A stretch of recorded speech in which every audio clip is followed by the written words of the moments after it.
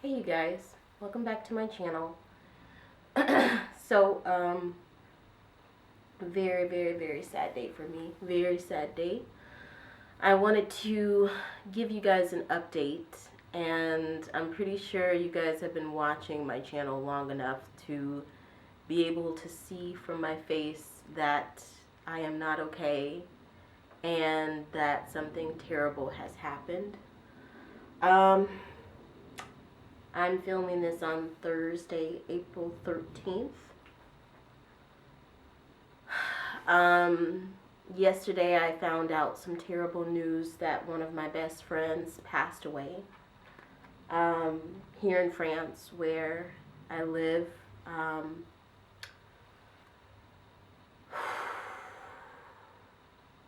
23 or 24 years old. I mean, really young. And you guys might have heard that there was one of the deadliest avalanches um, that has happened in France in the past 20 years. Happened on Sunday in the French Alps. And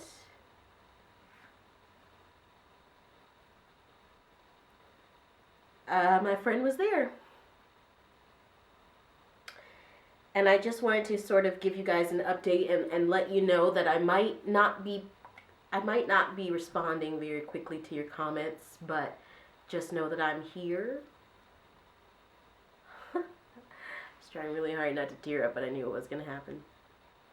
I might not be responding very quickly to comments in the next coming days or weeks, but just know that I'm here and I'm still here, and I'm just mourning the loss of a great friend.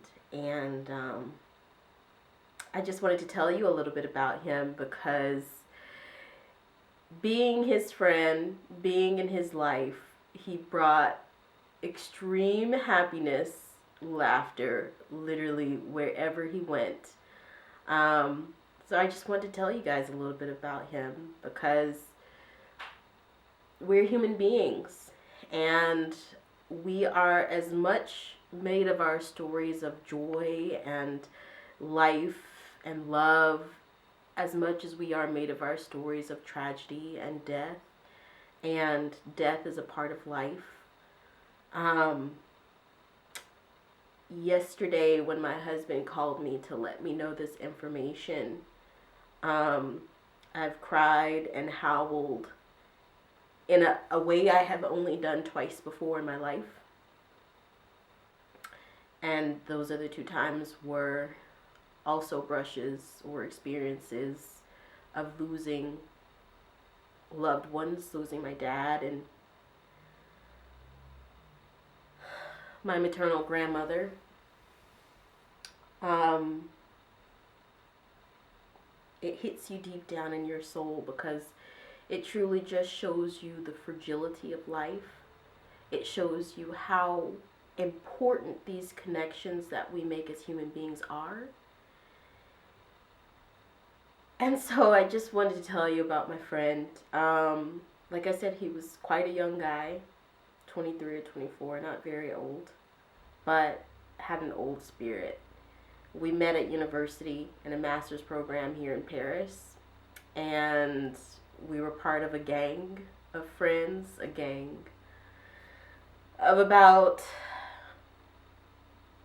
6 to 8 of us who formed a funny bond while in this master's program in Paris. And we would go to the campus bar after class and grab a beer and then kind of shuttle out into an Uber and make our way to a club and then club hop and then take the trains home together. And that's sort of how we initially formed our bond. And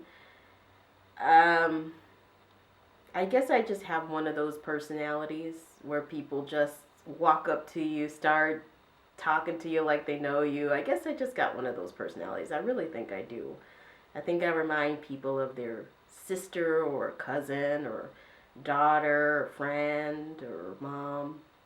I don't know, but This friend walked up to me the first day of school with another friend from that group, and they just immediately came to me with such familiarity, probably because A, I'm American, and B, I had just gotten into an argument with a professor about wasting our time because we were an hour or so behind schedule. And I mean, in the US, people who get master's degree usually do it some time after they've gotten their undergraduate degree and they've been working in the work field for some time. Whereas in France and many parts of Europe, people just continue right on through from their undergraduate, or as we would call it in France, their bac. And so I was in my late 20s, 28 or 29, while most of my peers were 20 or 21. And my friend was, I think, around 21, 20 or 21 at the time. And he and this other friend just walked up to me and we just started gabbing like we had known each other for forever.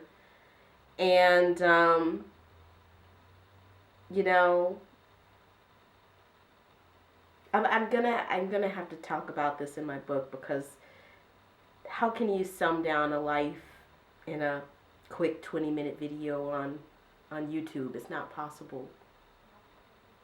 But I can tell you a few things about him. He was a good guy with a bad reputation for being a troublemaker, but that's just kind of what people saw on the surface. And myself and his girlfriend, who I've formed a closeness with, and our mutual friends, and my husband, all saw that it wasn't really a troublemaker. It was actually just someone who lived hard and loved hard, and recognized that life was short. And I guess the moment that he recognized that, he just made a vow with himself to always live life to the fullest.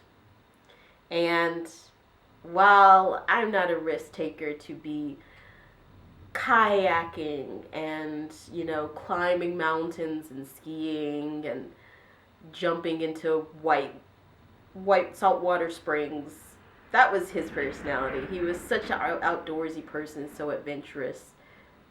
I think that he recognized that I had that same fearlessness in me, and so that's probably where we formed that bond. But the fearlessness in me is just yapping my mouth off. The fearlessness for him was exploring every bit, every corner of this earth that he could explore. And a lot of people just kind of dismissed him as a spoiled rich kid, as a troublemaker, as a short temper. But I didn't see that. And, you know, after we graduated, you know, his time at university was fraught with these little infractions and altercations. He had gotten to a few arguments with staff, with other students. And during his internship, he had said something inappropriate to his boss, thinking that he kind of was on a familiar level with his boss. And anyone who knew him would have known that that was just the cusp of his personality, you know. But during that internship, this boss did not take it that way. And he actually got caught up in a little bit of an academic probation type situation in which I had to go onto campus and advocate on his behalf and help it so that he would be able to get the credit for the internship. And I had no problem doing that because I guess I just inherently want to advocate for the underdog. So many times we live in a world where people are quick to dismiss what we perceive as people's faults. And we're so blinded by that instinct to be judgmental that we miss all of the beautiful attributes in a person. And, you know, I had no problem advocating for my friend that day. And it seemed like advocating on his behalf to the administration at the university appealed to their good nature as well, because they also agreed that they had worked with him for 5 years, and they also understood his personality was a boundary challenger, risk taker. And I never ever was afraid to stick up for him, even when some of my other more collegiate friends would say, "Why do you even bother with him?" And I just say, he's good people. And he was. We had just seen him 3 weeks ago. He and his girlfriend came to our house for a dinner party, and we hadn't seen him or his girlfriend in a year. And we were so excited about it. We had such a good time. I think I talked about it on this channel. I think I told you guys that I made a big American spread, lots of fried chicken and mashed potatoes and gravy, and we all really enjoyed ourselves. And yesterday, before I got that call, I got a thought to myself. Now, I don't know about you guys, but I am a person of faith. And he was a good French Catholic boy. He was even an altar boy growing up, and in the last moments of his life, when we had gotten to speak, we had sort of talked about the wonder of God, the wonder of the Bible, the mystery of life. We had talked about those things since we'd met, you know. People saw that he was a troublemaker, but I saw that he just was the one willing to ask all those questions in life, not only, but also test the limits to see what nature would give him. And I remember us having those philosophical and spiritual talks right before. And oftentimes after we graduated from university, he had difficulty finding jobs, finding internships, getting someone to give him a chance. And as this person who's always thrusted into, I guess, this mentor or manager or representative role, many a times I've been that person to encourage my friends in my same domain, not to give up, to make looking for that next great job your job. You know, to put in 25 applications a day, to cold call, put your stuff down and go up to an office and give them your resume in person if you have to. And I remember before he had come over to the house for dinner that night, when we spoke on the phone, I'd given him that lecture, you know. And I said, hey, well, you got to do it. You got to do this. You got to do that. You got to do this. You got to, you know, send out those CVs, get on LinkedIn, you know, apply to 25 jobs a day, make that your job, do that 5 days a week, and you'll find something. You'll find something. And after I finished with my rant, I just realized that it was silent on the other line for a good 5 or 10 seconds. I said, you there? He said, yeah, I'm here. He's like, I guess I'm just tired of everybody giving me this pep talk, I guess, if you'll call it. I said, oh. And it took me aback a little bit. But we continued on with the conversation, and nothing really otherwise out of the ordinary took place on that phone call. And then when he and his girlfriend came to our house for dinner, I noticed that he was drinking quite a lot, which was fine because I thought that they had taken the train to the house, so they took the train home and it should be fine. But when they got ready to leave, they walked away from the train, and I said, hey, where are you guys going? They said, oh, we drove. So I assumed that his girlfriend, who hadn't drank much, she drank one beer, you know, was driving, so it's like, okay. I told my husband, I thought that they'd taken the train. That was strange. And when they got ready to go, my friend came in and gave me this super silly, wacky hug. And just to be clear, this is like a tall, skinny, lanky, athletic, but lanky, skinny white man, like half my size. And so he came in and gave me this big hug. Like he came in really slow. And then when he got up to me, he was like, and it was really like a big jerky kind of bear hug. And I was just like, oh my God, you're so silly. Get out of here. I didn't know that was going to be the last time I saw him.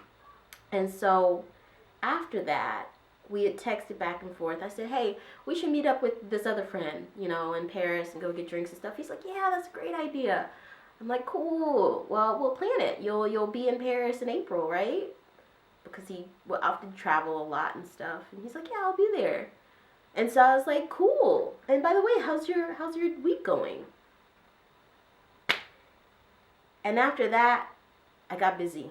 And people who know me and who are close to me know that I can be extremely, extremely terrible with the phone.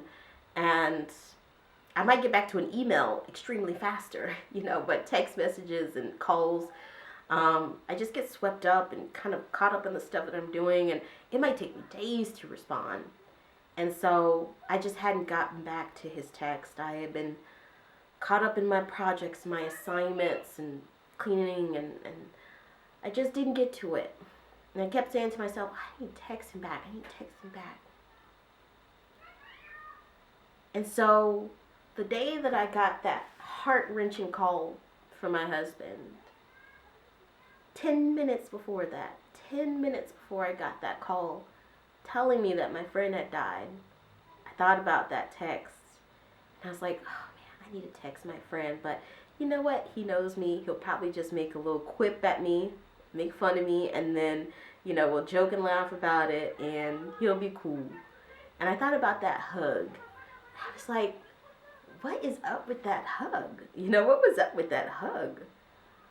And it was almost like my friend was there with me telepathically in that moment, just letting me know that hug was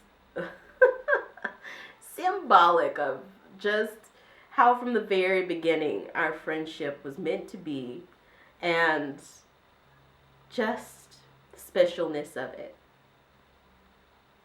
the lightheartedness of it, how we could laugh at ourselves and laugh at one another. And I felt good. And I had thought about my husband, who we had gotten to a big fight in Costco of all places this weekend. And we had just made up on Monday or Tuesday. Mind you, my friend had been dead since 11 on Sunday morning, without me knowing. And perhaps somewhere in there I did know, because things seemed to be okay, despite me being really busy and overwhelmed with work and chores, but things seemed to be okay. I noticed I filmed one video for my vlog and my eyes looked really puffy, and I was just like, oh my God, it looks like I've been crying. Like, why do my eyes look so puffy? I thought about that today. And I thought about Easter Sunday, right after Mass, around the time that my friend would have been gone, or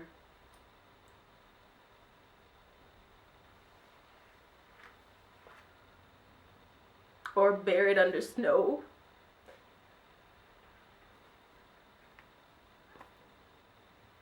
Not gone, but transitioning. At that time, I was in the church, and 30 minutes after Mass had been over, I just was sitting in the pew praying for my friends, my family, for the world. And I didn't know what was holding me at church, because otherwise I felt so good. So my husband called me. He said, hey, your other friend, not the one that passed, but a mutual friend, has been trying to call you, and he called me because he couldn't get through to you. He said that a friend of yours said that this person had died, and they found out through another mutual friend. And I just thought, what? Especially thinking about what I had just thought about the moment before. How I felt like literally somewhere his spirit was like, it's okay. I know it takes you forever to text back. It's all good. You know, just think about our bear hug. Feeling that goodness 10 minutes before this call. I just said to my husband, oh, you're messing with me. You're messing with me, right? And he said, no, baby, I'm sorry, but I'm not. I said, okay, let me just hang up and let me try and call his girlfriend. Let me try and call my friend and see. And after I called my friend, he said, yeah, we heard this through so-and-so, and they said this to so-and-so, and I'm hoping it's a prank. I'm hoping it's the wrong information. After that, I went online. I saw that there had, in fact, been an avalanche in the Swiss Alps, in France, in the Alps. I saw that it had happened 2 or 3 days ago. I saw that 6 people had died and they had just recovered the last victim.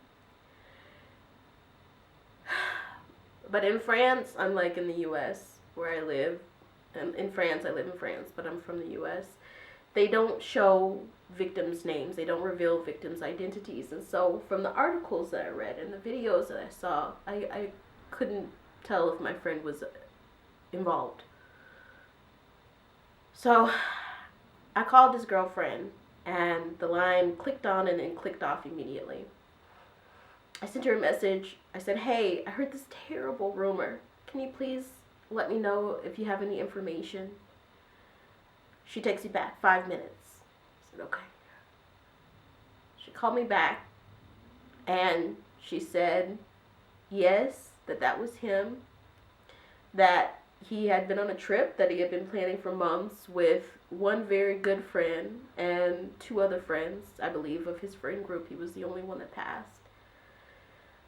She said he had been sitting in the front with the 2 guides, and the guides also passed because the way that the avalanche came down, it hit sort of the front part of the ski line vehicles because they had been going from one side of the mountain to the next. She said that the family was together and mourning together, that they were there with the priest and they had just been praying for the past few days and planning. She said that I should take solace in the fact that he was happy before he went and that he was doing something that he loved, which we say that, but I think about the fear. I think about the fear he could have felt in that moment, just before the snow coming down, you know. But he was such a daredevil, you know. Maybe he was like, bring it on, you know. And we laughed about how, you know, him being in the front and the guides being in the front, maybe they sacrificed their lives and saved others' lives by being the front runners. And that's what he was. He was a front runner. He was a boundary breaker. And so I gave his girlfriend my love, and she gave me her love. She let me know when the funeral would be, and we left it at that. And I talked to my friends, and we said we'll go to the funeral so that we can see our friend one last time. And I left it at that.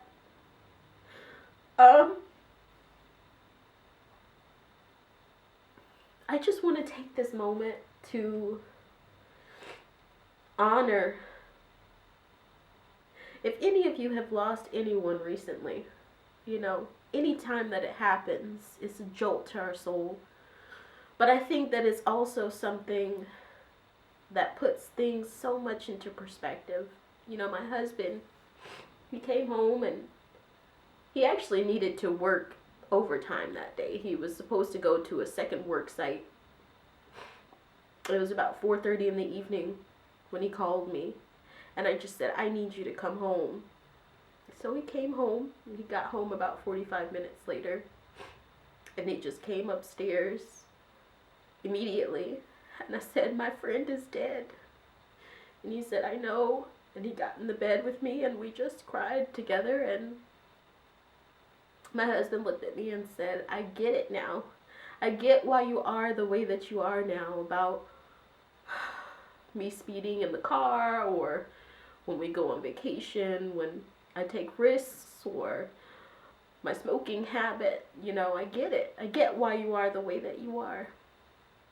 I thought to myself, dear God, is this what it takes for people to realize how precious life is, how valuable it is?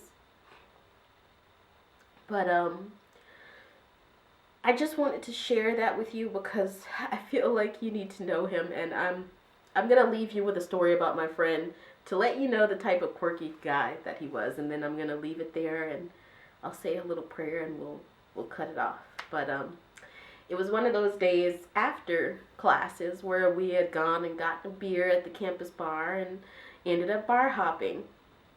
And my friend was such a quirky guy, you know, and he liked to take risks, liked to push buttons to see how far he could go.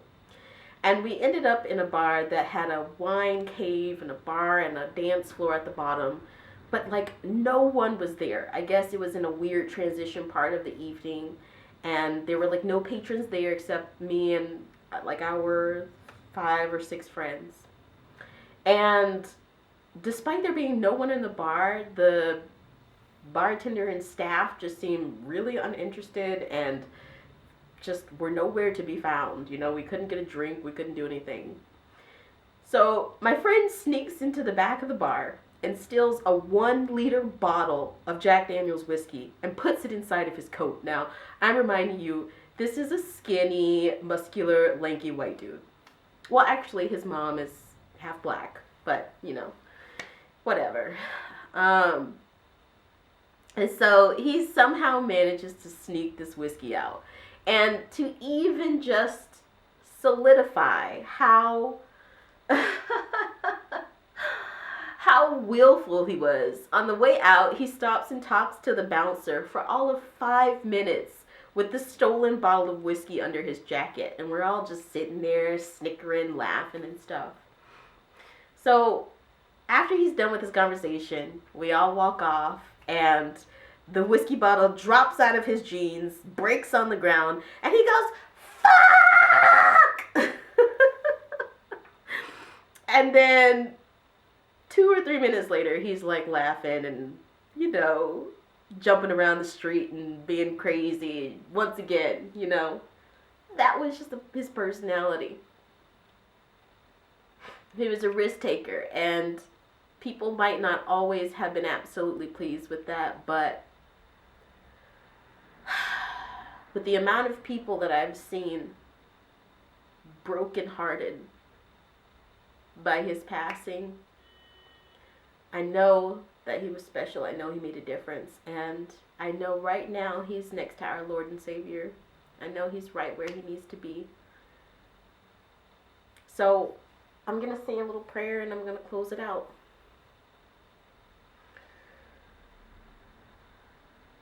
Lord God, I thank you for everything that you do and that you provide for us.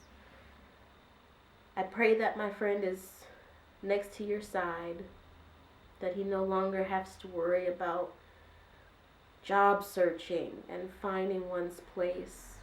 I pray that his heart is finally settled. And I pray that us here on earth,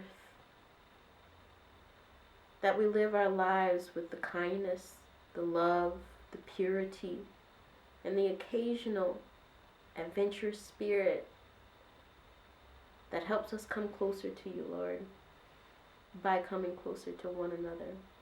That makes us value this moment we have on this earth, spending it with those who we love, doing what we love. I pray for all of you watching. I pray for your continued health, prosperity, and well-being. Amen.